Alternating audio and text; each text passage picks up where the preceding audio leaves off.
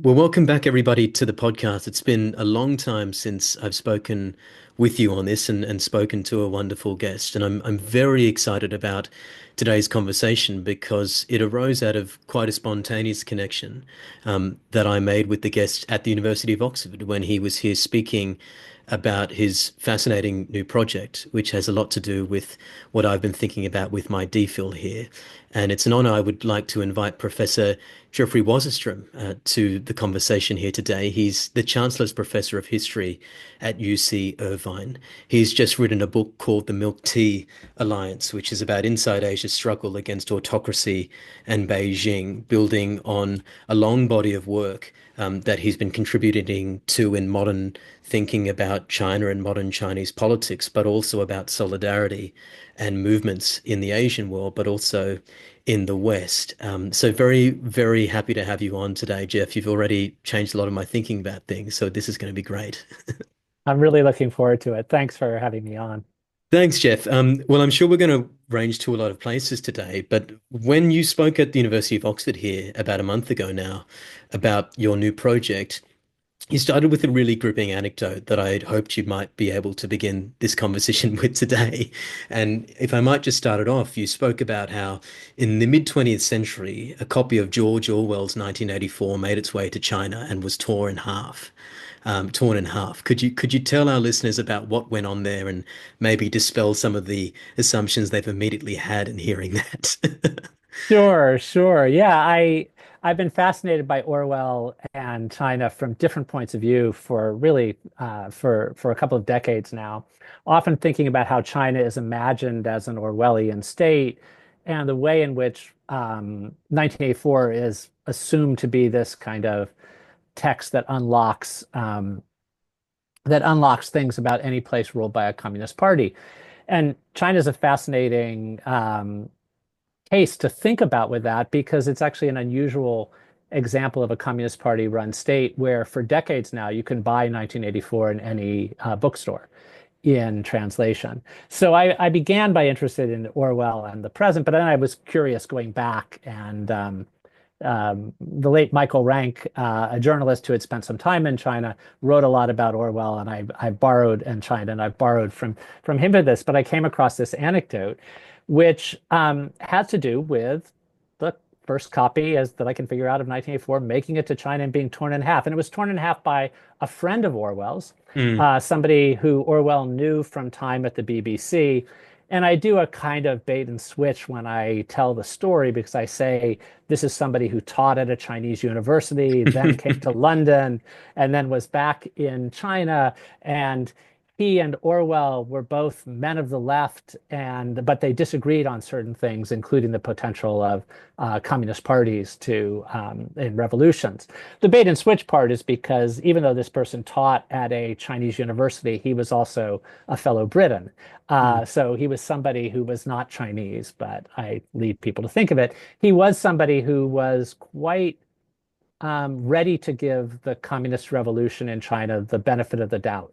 Mm. And so he might have torn up the book, one could imagine, because he and Orwell disagreed about communist parties, and Mm. so he was angry about it. That wasn't why he tore it up. He Mm. might have torn it up, we could imagine, because he got this book right after the People's Republic of China was founded and he was teaching in China again. You might have thought he tore it up because he was worried it would be discovered on him and get him in trouble because, and these are all assumptions that you might have if you think of the Orwell and Russia story. But Mm. actually, he tore it up because he knew his wife would want to read it as well. And so they would both be so eager to read this book that if he tore it in half, she could start on the second she could start on the first part when he was moving on to the second. And the person who this was all about was William Empson, the poet and literary critic, and actually was somebody who was disappointed in 1984 as a book. He didn't think it Mm. was Orwell's best work. He thought maybe it was. He partly this partly had to do with political things, but it also had to do with just how it worked as a novel. Um, but I love this idea of that being one of the rare times when the book went over there. And there's I could talk on and on about the ways in which Orwell 1984 was not something you could read in China during the Mao period, or it could only circulate underground.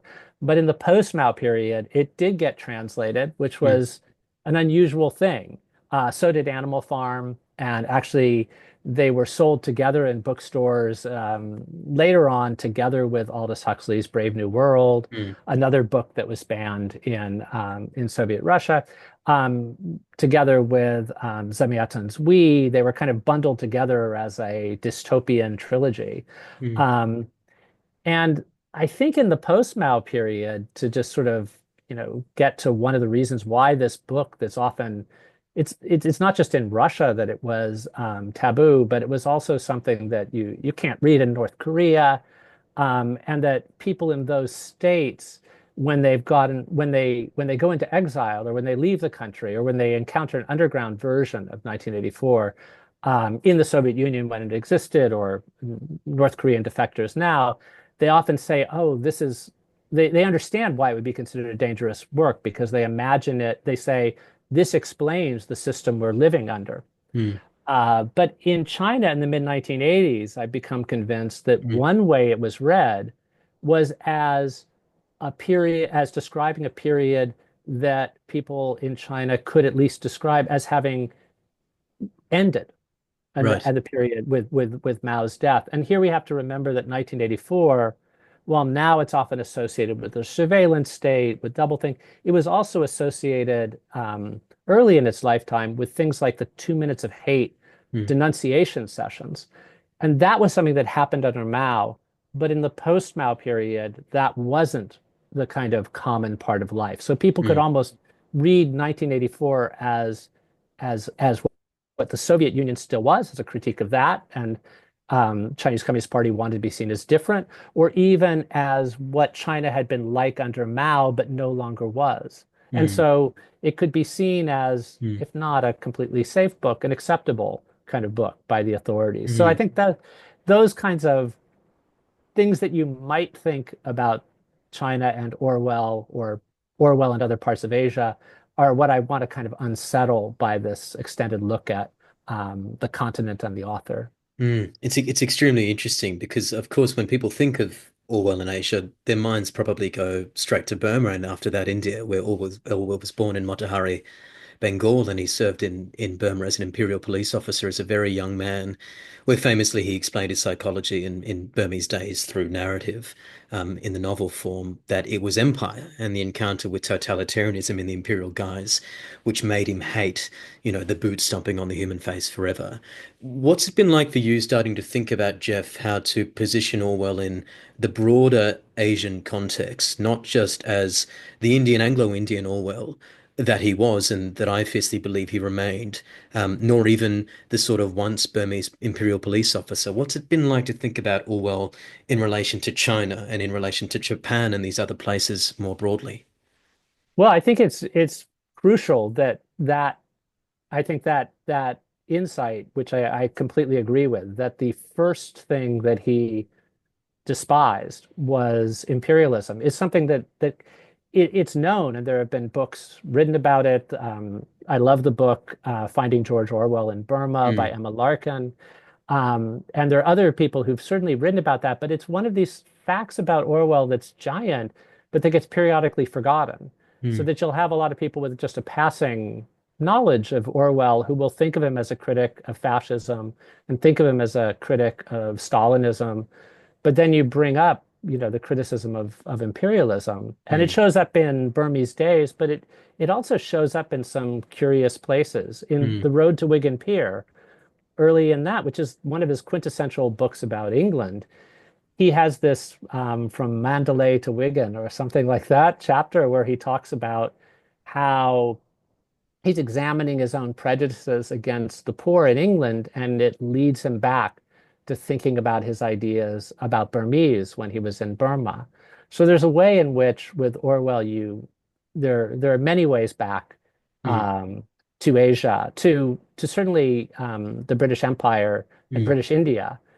Being born in India, serving as a colonial officer in Burma, and then working for the BBC for during World War II for the Indian service and being friends with Indian intellectuals.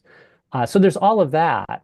And I'm imagining this book being, which is under contract with Princeton University Press as a trade book there, Mm, being half about Orwell in Asia and thinking about Asia during his lifetime, and then half of it being about how he's been read and thought about within Asia, within different parts of Asia, mm, including, of course, China, very much so, but also how his works are used as a window onto mm, Asia, both the parts of Asia that he interacted with and thought about, and completely different kinds of mm, places. I mean, I don't think he had any thoughts necessarily. Well, he didn't have thoughts about North Korea, which didn't exist as such um, until after his time. But Orwell will be used to think about North Korea, and North Korean defectors will think about it. So those things come up. mm, Um, but another thing that I think I've become very interested in, and that I think is a kind of Asian twist on this, though it's also true of other parts of the world, is there are some places in which Animal Farm mm, is it can be read as a kind of anti-colonial story, even though it's read typically as an allegory about the Russian Revolution. If you boil it down to this idea of a place in which there are a set of oppressors who look one way, who mm, are replaced by a set of oppressors who look more like the people who are oppressed, who have more in common with the mm, people who are oppressed, but seem to be falling into the same old patterns of oppression.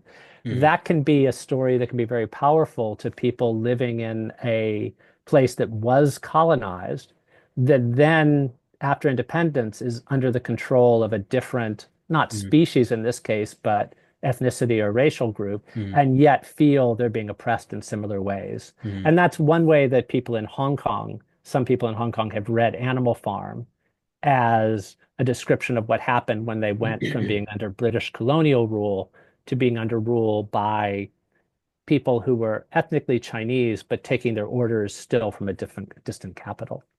It's a really powerful insight that you just made because I think what I love about Orwell and what I find fascinating about him, and I think this will make him relevant to many of my listeners who are Burkeans and Burke-minded, is his insight into which violence reproduces itself. It's the incredible self-awareness with which some of Orwell's Asian readers, as you've just told us, approach him that I like, because like Orwell, they recognize that they can just as easily, after throwing away the conquerors, become the conquerors themselves. And I think that this is a point made very beautifully in Richard Rees's book on Orwell, which is called Fugitive from the Camp of Victory. I think it's the best thing ever written on him. Rees was Orwell's probably his closest friend, the first translator of Simone Weil's works, the French philosopher, into Mm. English, a very learned person himself, who had more of a mystical bent than Orwell. But one of the insights he makes into Orwell in that book, quoting Simone Weil, whom I just mentioned, using that quote, is that he's a fugitive from the camp of the conqueror. He, having been a part of imperialism himself, having been a part of the architecture of modern violence, could see his own capacity for violence in himself. And it was that awareness of his own violence that actually gave him an insight into the coercion of the world. And, I love that as a kind of conceptual way into Orwell for those who aren't necessarily familiar with his work, because what it ends up doing is that it opens him up into a critique of violence that people might not be seeing him as making, even though Orwell wasn't a pacifist or anything like that, hated pacifists. He had an awareness of the perils of self-deception.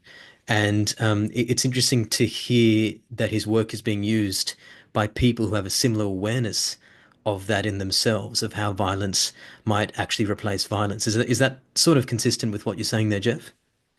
Well, I wasn't thinking of it in either, say in the Hong Kong case.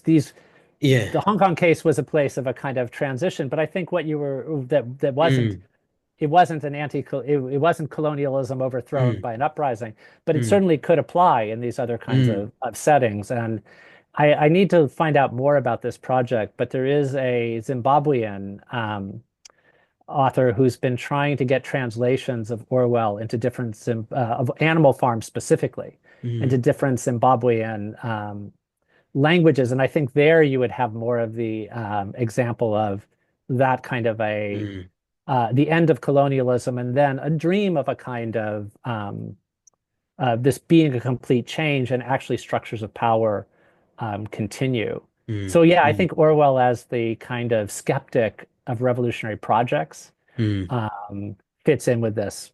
You know, you can see this as different ones. And his term, the dirty work of empire, when you said being part of this, that is just such a wonderfully evocative phrase. And I hadn't thought about Burke, I have to say, in this context until I read the piece you sent me. And just thinking about the importance also with Orwell and others of thinking about the people that we find as thinkers and as novelists and others, that they're people of many parts.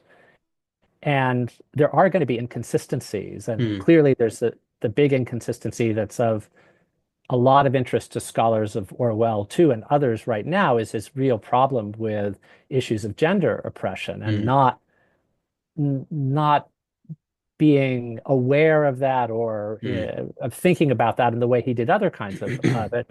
But I think we find even in writers that we really admire, there are going to be blind spots. For me, Mark Twain is the American writer I find so powerful on so many things, including um, he was very critical of Western imperialism, including in mm, China, mm, saying even at one point that if he were Chinese, he might have been a boxer.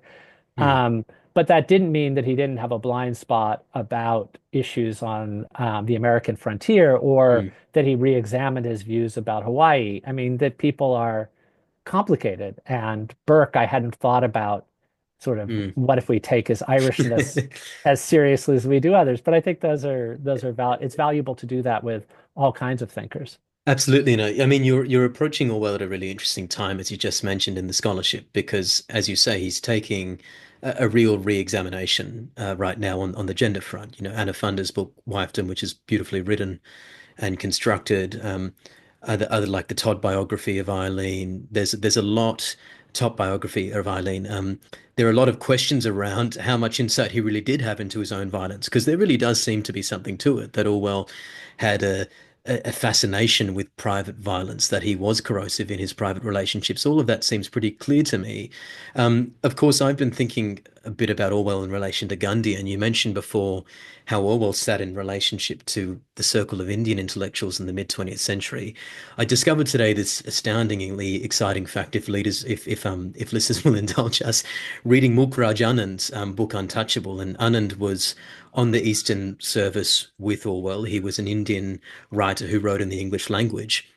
When he wrote his book Untouchable about caste society in India, he took the first draft to Gandhi, whom hated the book and said that he sounded too much like a Bloomsbury intellectual, and made him rewrite the entire draft of the book in a 3 months time period at his ashram in Gujarat.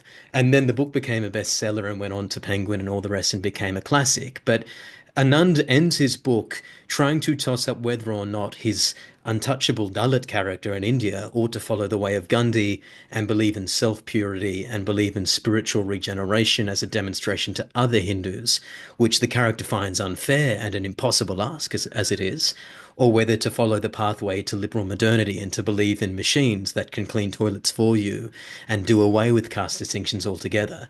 And it's interesting that Anand was Orwell's closest friend out of the Indian circle at the BBC. And suddenly all of these connections that Orwell has with India and with Gandhi come to the forefront.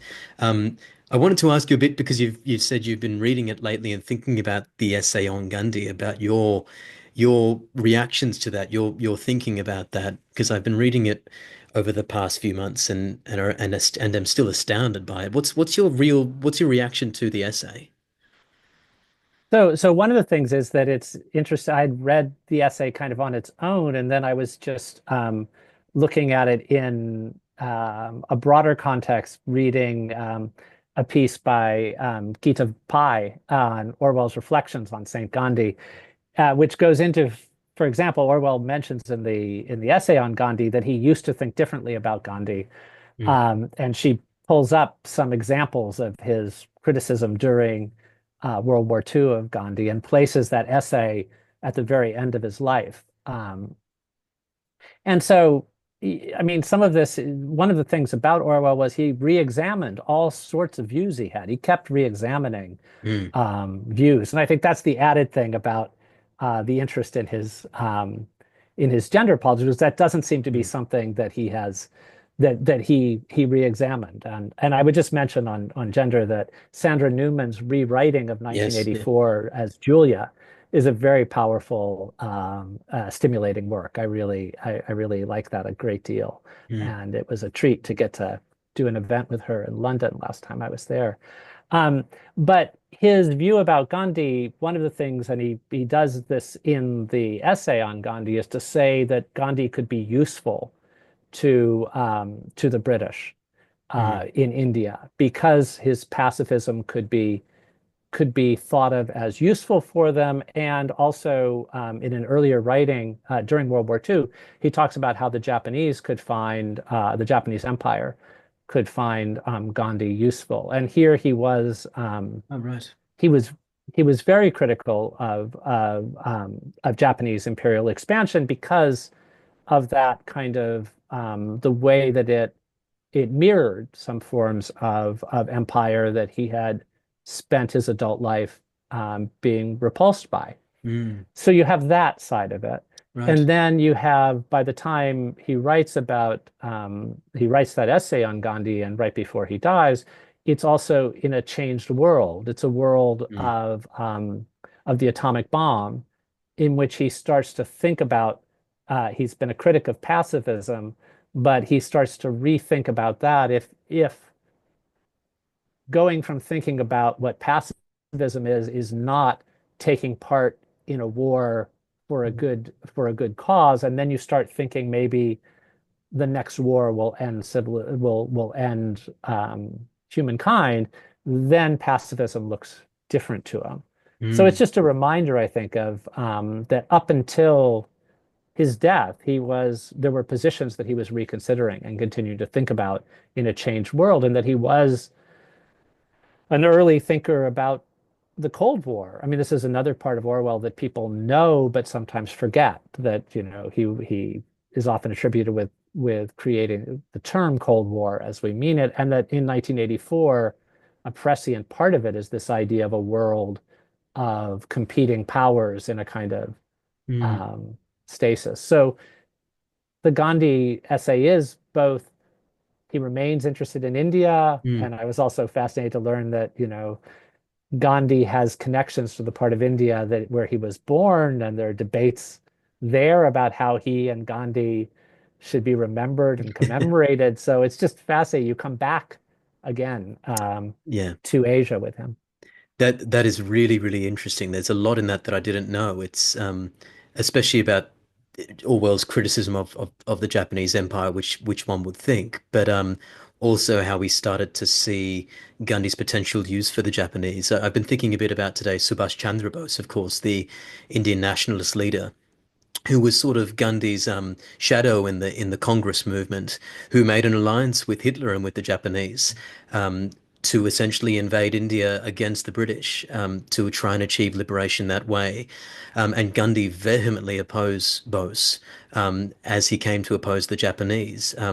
Out of a critique of violence, but also probably out of some of the political instincts that you mention. And it's interesting also the way in which Gandhi is used by these early Cold War thinkers. You know, Karl Jaspers uses him in a similar way in that book, what's it called? The Atom Bomb and the Future of Man, I think it's called, trying to use Gandhi as an alternative who can shore up a pacifist destiny for human beings. And it's interesting when you mention that, I think of Orwell's essay on Wells and the world state, where he's quite critical of Wells's idealism, late stage idealism, loving his early fantasies and science fiction novels for their projections. But I think that from what you're saying, it might be the case that Orwell recognizes a kind of political nous in Gandhi, a shrewdness even, that he doesn't see in the late Wells, and that might have to do with that interpretation of that essay. But fascinating, and for listeners too, I think Jeff is referring to a great essay that I'll attach to this YouTube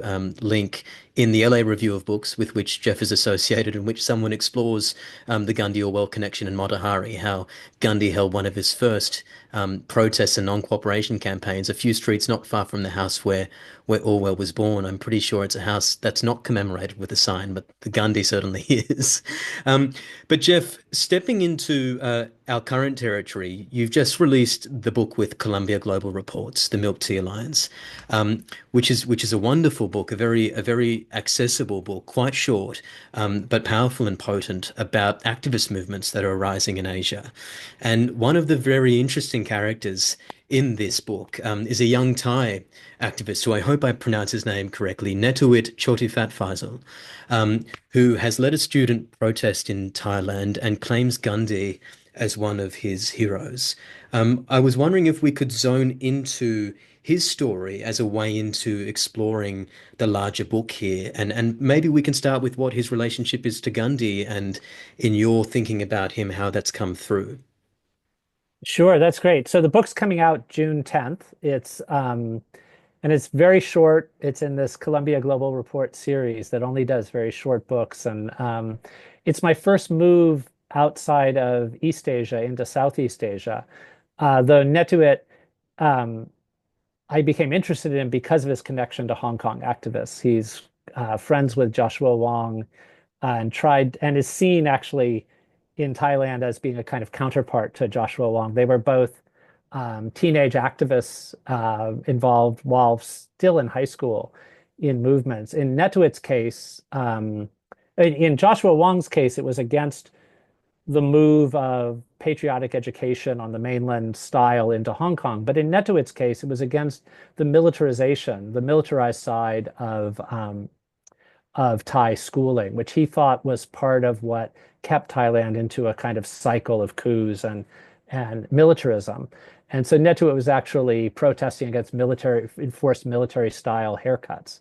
Mm, Um, and also Netiwit is a pacifist, and he's a Buddhist, and he saw Joshua Wong as a kindred spirit, even though Joshua Wong was a Protestant, because both of them saw some of their faith as mm, connected to their activism. mm, Um, but for Netiwit, I think the pacifism is a bigger part, and he's just this amazingly eclectic reader and thinker. He's mm, kept a diary of his reading on his Goodreads page since he was in his mid-teens, and it's just extraordinary to see the books he reads. And he reads voraciously. He reads, and he develops passions for a group of different thinkers. I'm not sure how he first got interested in Gandhi, but Gandhi would be in the group that includes other civil disobedience thinkers. He was very interested in the American civil rights movement, Netiwit. When he was a teenager, he watched a lot of documentaries. So he became fascinated by Martin Luther King. His mm, favorite song became "We Shall Overcome" from the American civil rights movement. Um, he also was influenced by his main mentor, who the short version of his name is Sulak. I won't even try to pronounce the Thai.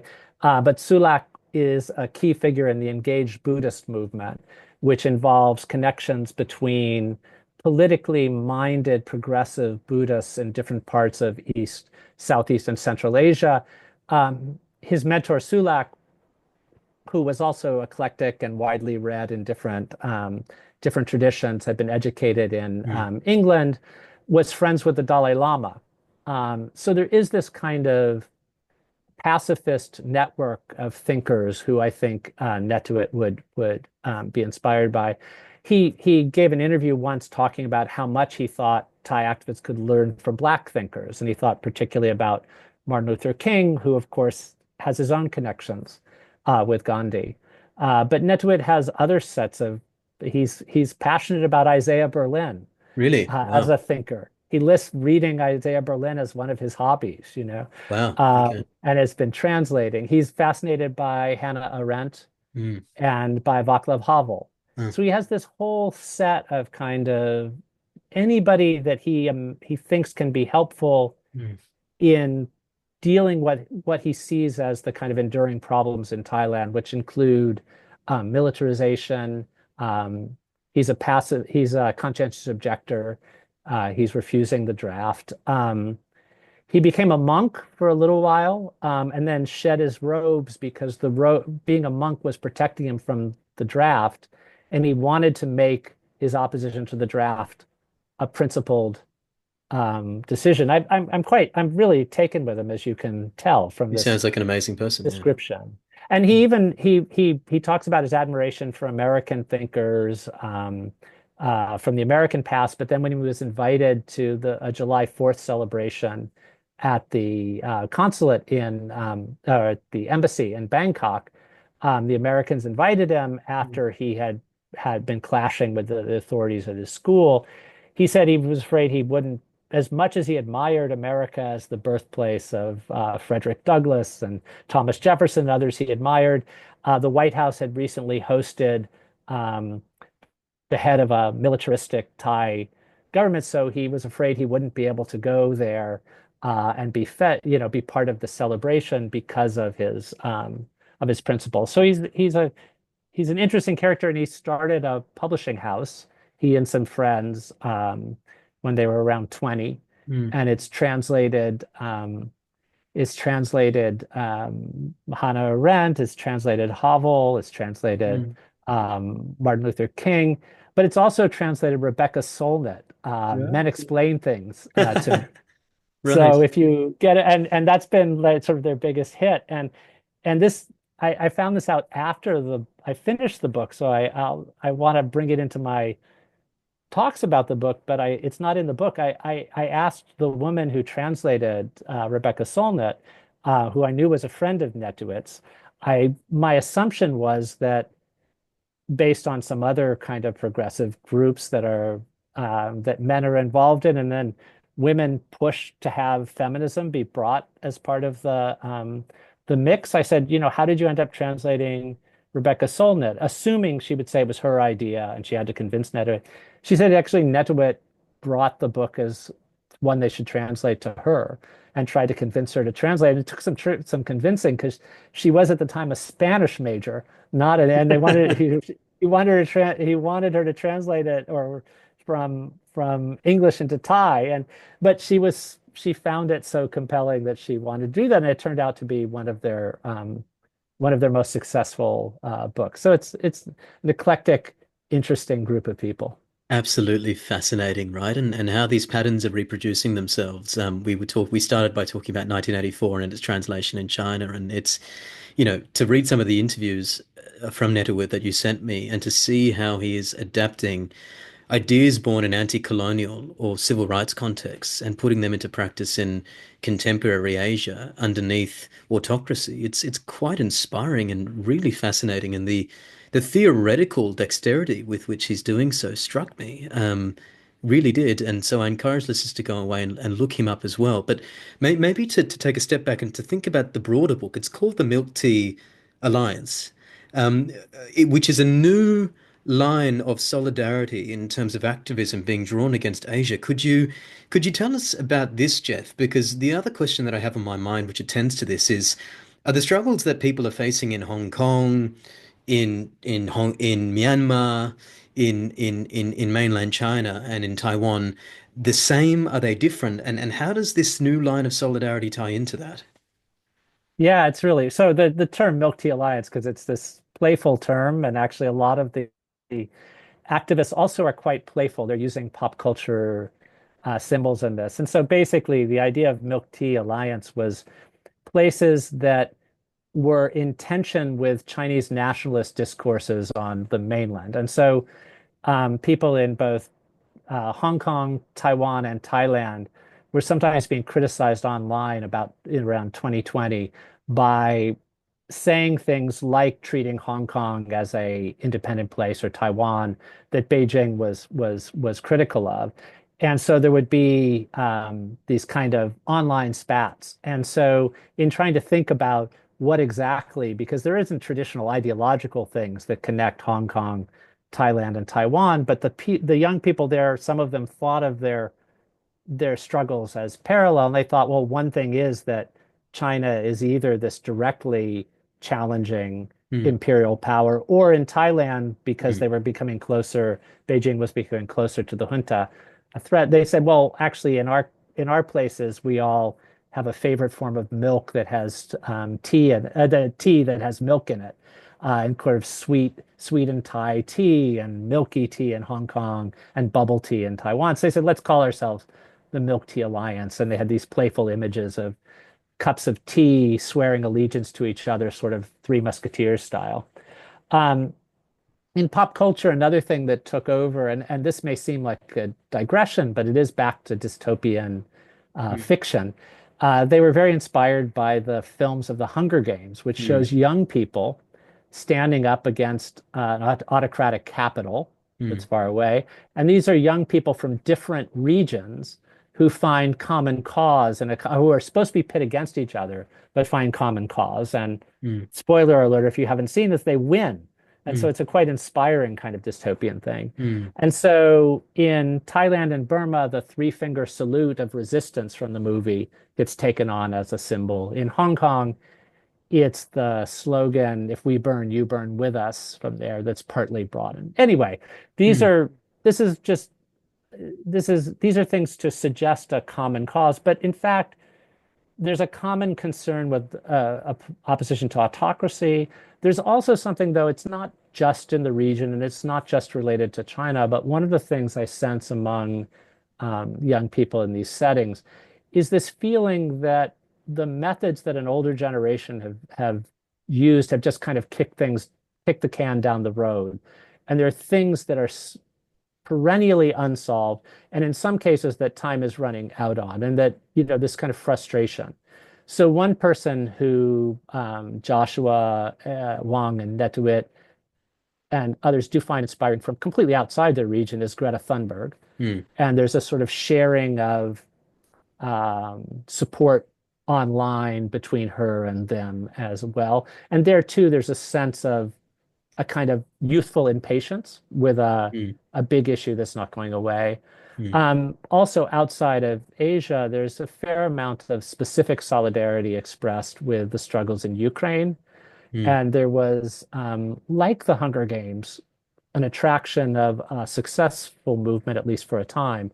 There was a lot of excitement in Hong Kong and Thailand circles with the Maidan protests 2014 in Ukraine, where it seemed there was a kind of analogy between Moscow as the capital, the mm, distant capital, backing up the local power holders that are potentially threatening their way of life, and Beijing. So there was a documentary, Fire in Winter, I think is what it was called, that was very inspiring to young people in Hong Kong, I know, and I think also in Thailand.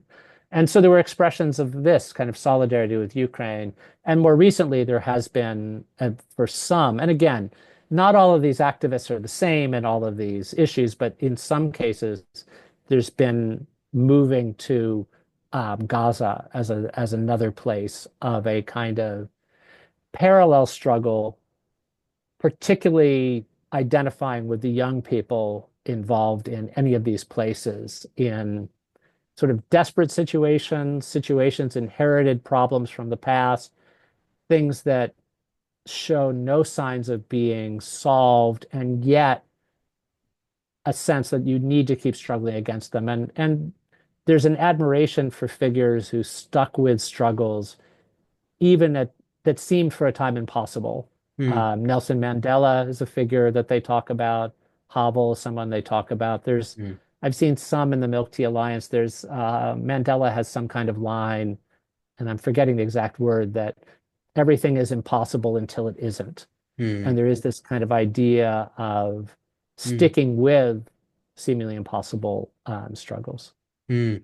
It is powerful because the impression that you get from reading the book is that a lot of the energy for creative forms of student activism in the world right now seems to be coming from Asia, which is something that we in the West don't really recognize. And I mean, of course, the last year has been a huge one for protest, or really the last 5 years. If that stretches us all the way back to Black Lives Matter and then through to thinking about Gaza and student protest in the United States, but also here in the UK where I live. Would it be right to say, Jeff, that the student activists that we're talking about, Netiwit and the others in Asia, they see themselves as part of a kind of global solidarity series of student movements, or do they see something distinct about what they're doing in Asia? I mean, just to add to that, one of the points that you make in the book is that the use of the Hunger Games motif is that it allows for people who are struggling against different forms of autocracy and different circumstances with different levels of control, facing different kinds of power, to come together. Do they see themselves as just being in parallel with what's going on in places like Gaza and Ukraine, or do they see it all as one sort of linked or interlinked struggle, if they are different things?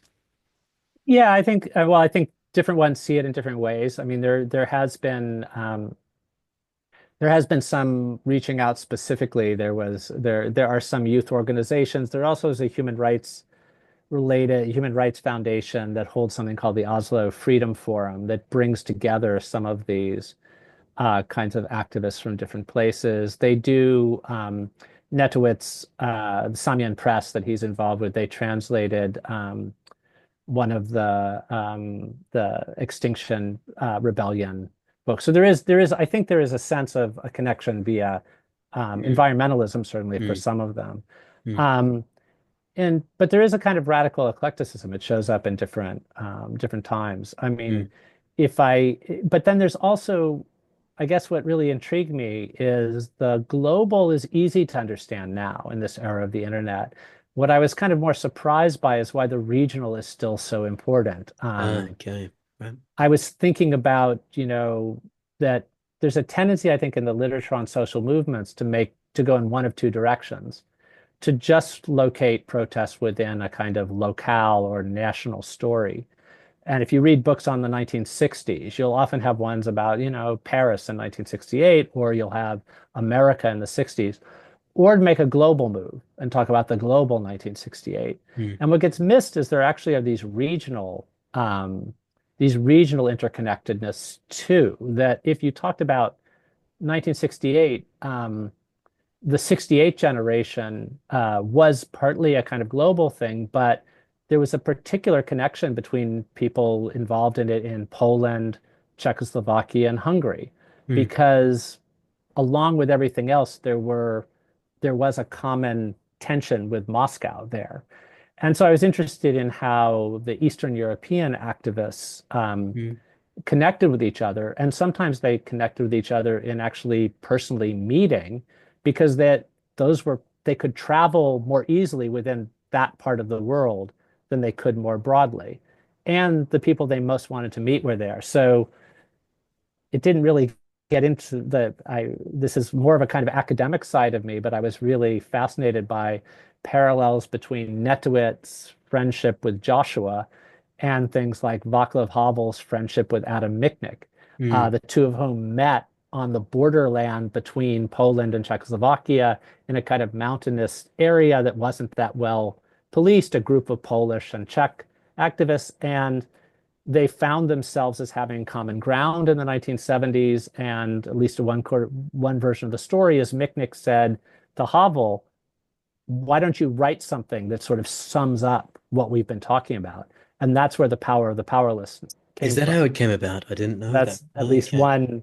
one story of it. And Right. then you come up later, and I was thinking like, okay, that was a period before the internet. That was a period when, there were limits to travel. But with Netiwit and Joshua, I mean, Netiwit was inspired by people he was reading all over the world, but when he found Joshua really inspiring, he reached out to him on social media, and Joshua just ignored it. They were very young at that point, and perhaps it could have been a trap, or who knows what this Thai guy is reaching out to him. So Netiwit was able to travel to Hong Kong. It's not that far away. He just went there. He went to a rally that he knew Joshua would be at. He introduced himself to him afterwards and said, "We really need to talk. We have things in common." Mm, And they had this meeting of the minds of friendship, mm, like with Michnik and Havel. And there's also a parallel of this. Michnik became very good friends with a Hungarian activist, and I asked the Hungarian activist Miklos Haraszti, "How did you and Michnik become friends?" He said, "Well, I was reading his stuff." And I could travel to Poland. So a friend of mine and I in 1970s, we went there and we connected, and they have so I actually dedicate the book partly um, to Miklos Harashti and to a Burmese activist, and I say that they've taught me about the power of transnational friendship. So part of That's the right. solidarity thing is out of these kinds of friendships, and I think personal interaction it can evolve online too, but I think actually face to face can still be Mm. important for that. Extremely interesting. It's one of the things that you've mentioned to me and that Netiwit says in an interview is that, as you said today, that he loves Pete Seeger and he loves music. And you sent me a few of your articles, which I'll attach on the page for listeners about the relationship between music and solidarity movements. And you're a songwriter yourself, which you've told me. And I wonder if you see any ways in which music is cropping up now for those in the Milk Tea Alliance in pushing back on autocracy in Asia. Is that relationship a factor here? So it's really great. I think, music as a metaphor as well as the actual thing. So one of the things is that a form of solidarity or connectedness between movements, including the song Solidarity Forever, can be you can sing the same song that's being sung someplace else, Hmm. but you can give local meanings to it. So you can sort Hmm. of change the lyrics a bit to it. Hmm. Yeah, Miklos Harashti, who I mentioned, is very proud of being the person who translated some of Pete Seeger's songs into Hungarian Okay. in the 1960s. So there are connections to this. But you sing a song like We Shall Overcome in a different part of the world, and you're doing with a different there's a different challenge or a different thing you're trying to overcome. But so it's a good metaphor for the movements being connected but localized. Mm, So one of the songs that's sung by a lot of young people in the movements of the 2010s and 2020s is Do You Hear the People Sing from Les Miserables. right. But it's often sung in a different language, so it's localized. In Mm, Hong Kong, it was sung in English, but also sung in Cantonese. mm, And the lyrics come to mean who has not spoken up yet. So it's mm. almost a way of saying, of course, they aren't going to listen to us. It's not, do you hear the people sing? It's that, do you want to be remembered as somebody who didn't join the movement when there still was a chance to I try see. to So make your voice it's heard? a new meaning. I see. I see. They have that. It's I mean there's two linked questions I want to ask, but the first I think listeners will be interested to hear about have there been any constructive breakthroughs that the activists in Thailand, for example, have been able to achieve from these solidarity movements? What's the actual political situation in terms of how they're Mhm. tracking? So, just slipping in one more thing about music, there Please, was a please. kind of We Are the World type song done by the Milk Tea Alliance, which is rappers from different parts of the region who each give a kind of verse for their thing. And it was organized by a group called Rap Against Junta that was formed in Myanmar, inspired by Rap Against Dictatorship, which was formed in Thailand. And anyway, it's and they one line by the Thai rapper is um, retire you old men, get away you old men, it's time for a new gen, which has Mm, this kind of generational side to it. mm, Um, Thailand has been close to having changes. It's brought about changes in the sense that movements have led to the formations of political parties that have done then very well in elections. The problem is that the elite has reconfigured itself, this kind of complex coalition between the royal family, which still holds a lot of authority, and the military, and then sometimes other parties connected with a kind of economic elite.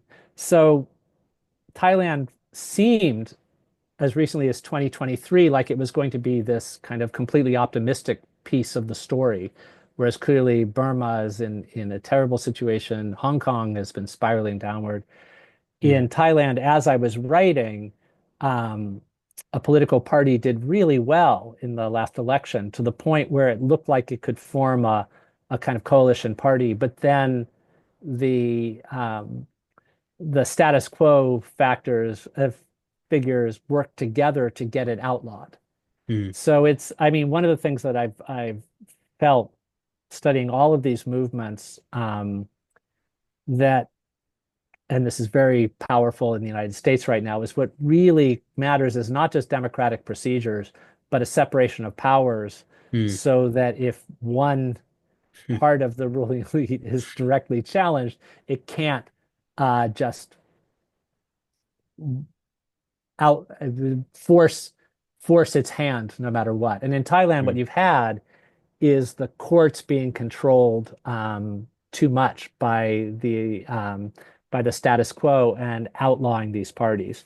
So the mm, optimistic way is that each time there has been an election, the progressive youth-related parties have done better, but then the courts have moved against them mm, from actually taking power.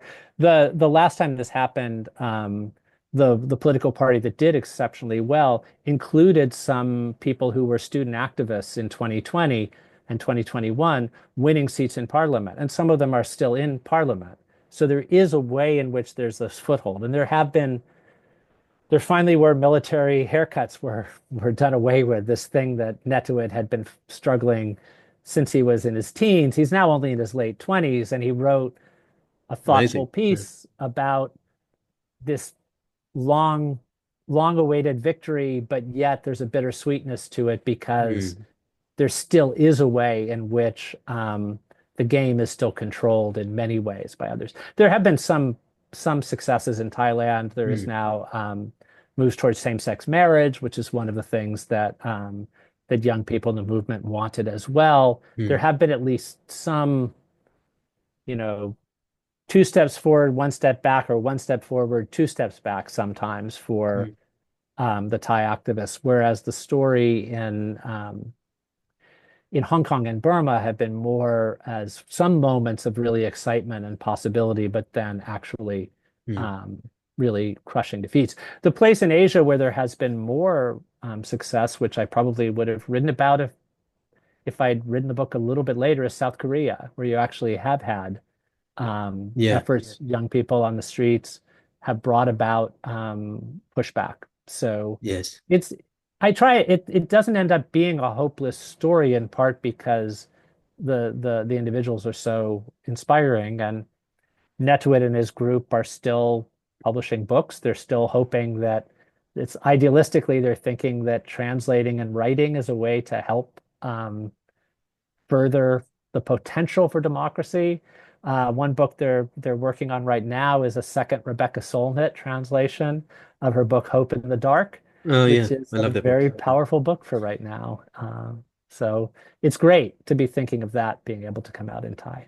It is, Jeff. And so I want to thank you so much for coming on the podcast because it's not often you get to speak to a public thinker whose ideas are actually grappling with how activists in real time are reappropriating ideas from the past and adapting them into their own context. And it was lovely to see in an interview with Netiwit that he mentions you and your work. Um, but also because so much of our thinking about Gandhi, about these sorts of thinkers that I speak on this podcast about can feel out of time or out of touch. But what I think your book shows, and I encourage everyone to get it when it does come out, the Milk Tea Alliance, is the way in which Asia is providing that creative adaptation of these old, even Western ideas for the new context, enlivening forms of solidarity that we might otherwise forget. So the very fact that hopefully this book brings to mind, at least in Western readers and their response to it, these struggles is that they're keeping solidarity alive and the old notion of it, but made anew, is the great offering of this book. So thank you so much, Jeff. I can't wait to track and to listen more in and read more in as you expand on your Orwell and Asia project that hopefully it seems is going to do a lot of the groundwork for me before I have to start thinking about things in a conceptual way. So thank you so much for coming on the podcast. Thanks. It's been great to be on it, and I'll look forward to carrying on the conversation in person next time I make it over to your side of the world or you make it over here. Cheers, Jeff.